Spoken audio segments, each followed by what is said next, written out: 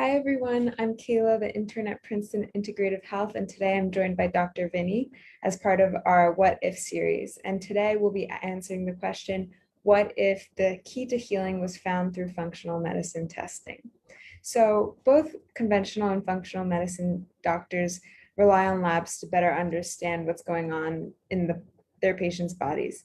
And the foundational health assessment usually comprises of blood pressure, blood sugar, cholesterol, BMI in a conventional medicine format.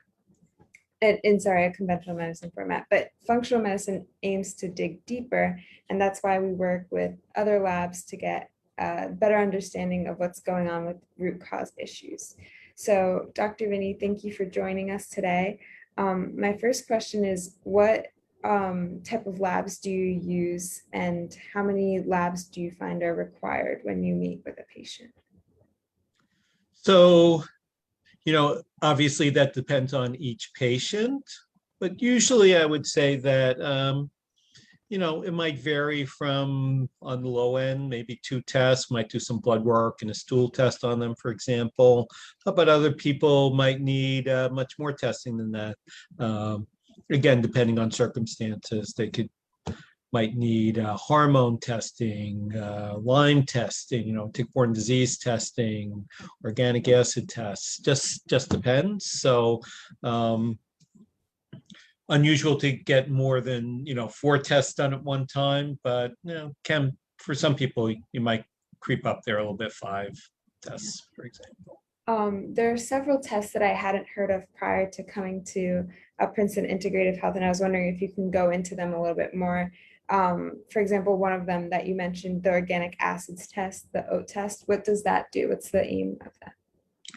So that looks at metabolic markers to give us clues as to how someone's microbiome is doing. That tells us the health of the microbiome. If there are either yeast or bacterial overgrowths, it will show that. And then it also tells us how the metabolic function of their body is, how their mitochondria are functioning, how their neurotransmitters levels are. So yeah, a lot of good information, how detoxification is going. So it's a good test for those indications.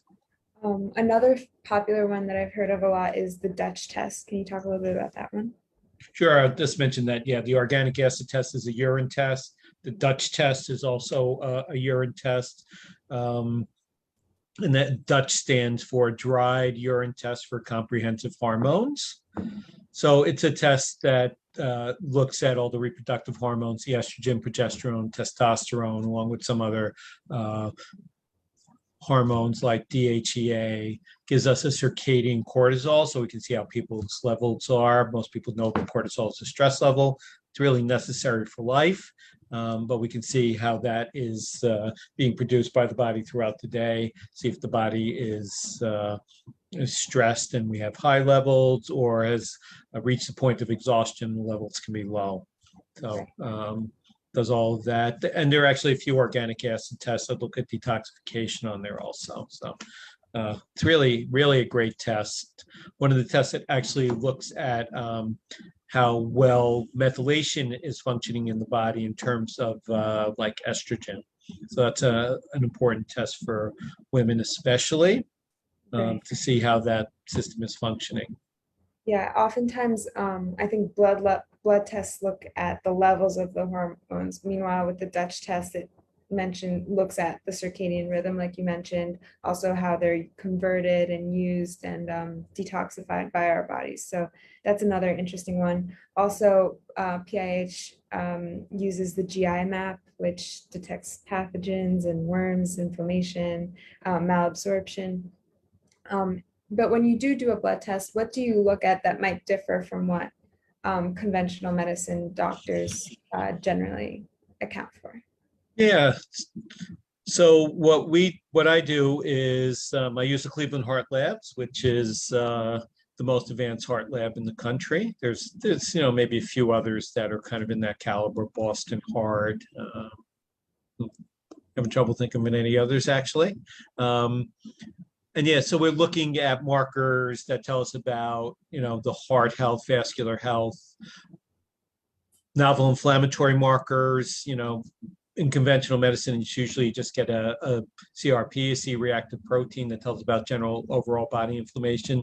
But with Cleveland Heart, much more specific inflammation markers that tell us about inflammation in the blood vessels, actually, and inflammation that might be coming from the microbiome or sleep apnea. So we know to look in those areas. In addition to that, we are also very much interested in insulin resistance, because insulin resistance often drives inflammation and inflammation in the arteries.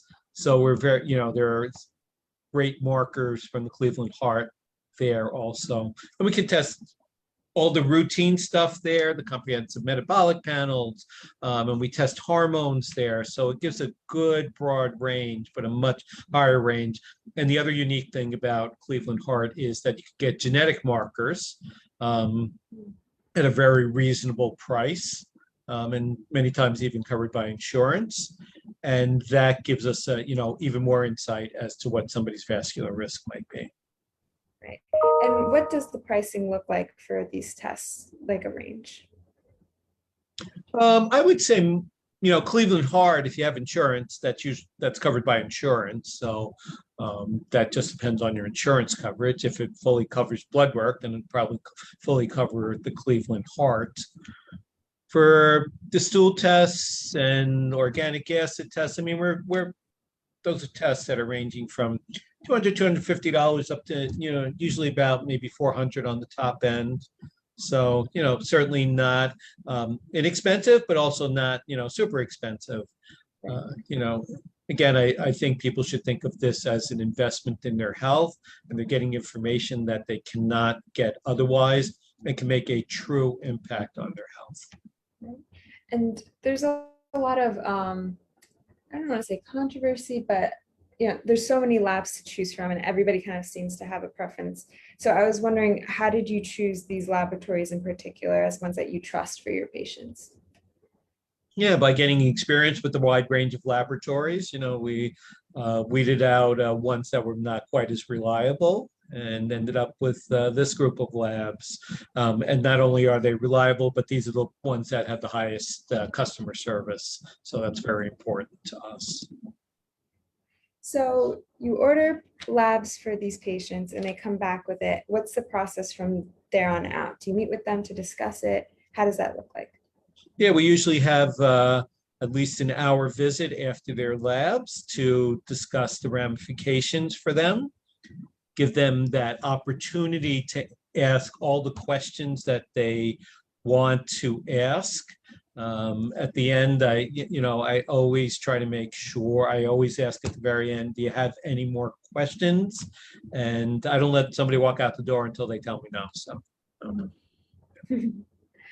That's important, particularly in a doctor's office. I feel like many people might be hesitant to ask questions because there's that hierarchy that they think is in place, but it's important always to, in that position, it's being a doctor, to create that comfortable environment, which you obviously do.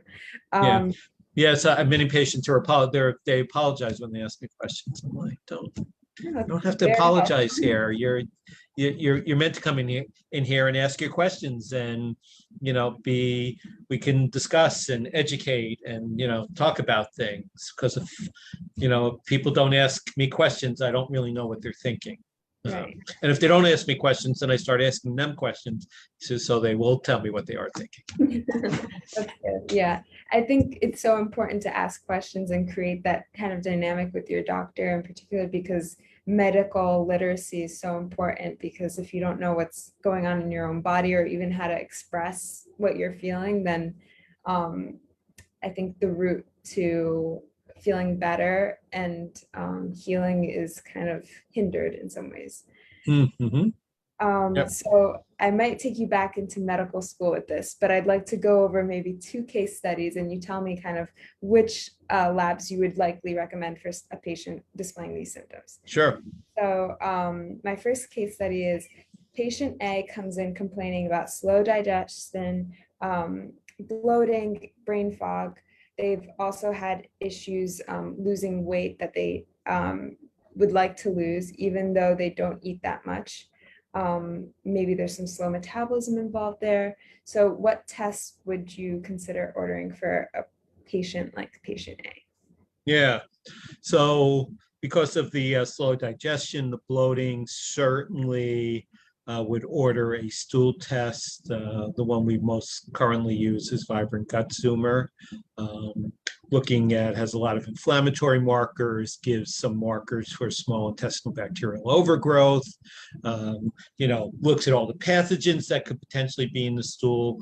And this test is using 21st century DNA technology to detect if things are there or not. So it's not kind of not your granddad's stool test anymore. It's much more updated, sleek version, if you will.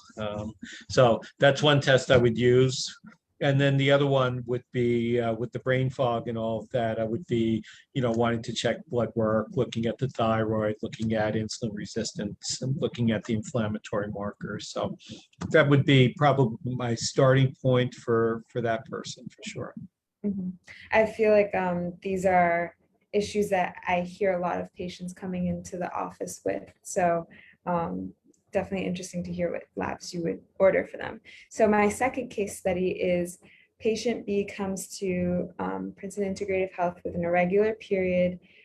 She's 30 years old. She's showing some facial hair, but yet she's losing some of her hair on her head. And she's having difficulty getting pregnant despite her young age. What tests would you consider doing in this situation? Okay. So for that person, her primary issues are hormonal. So again, blood work to look at hormones from that direction, as well as thyroid hormones. Reproductive hormones, we could do both blood and urine. So sometimes I'll order them in both places, but definitely needs thyroid hormone, and just the other routine blood work, iron levels and all of that. And then the Dutch test, the dry urine test for comprehensive hormones, because that again will give us a much better look and a much deeper look than we can get on blood work. And it looks at, as we talked about earlier, the metabolic pathways that estrogen goes down. And if those, just a blood test level for estrogen will not give you the full picture that we need to see when we're helping somebody make decisions, helping with nutraceuticals to change their estrogen levels and help with detoxification and all of that. So yeah, definitely the blood work and the Dutch test on patient B. And let's say somebody comes in and they're just looking for general upkeep. Do you offer or do you recommend that they still get a lab work done? Yeah, I think it's important for everyone. I pride myself on trying to provide true prevention for people to detect problems decades before they will occur, so prevent them from ever occurring. And blood work and tests like CAIMT, that specialized carotid ultrasound, carotid interlumen medial thickness, specialized carotid ultrasound that we do, detect problems decades before they become clinical problems, so subclinical problems, if you will.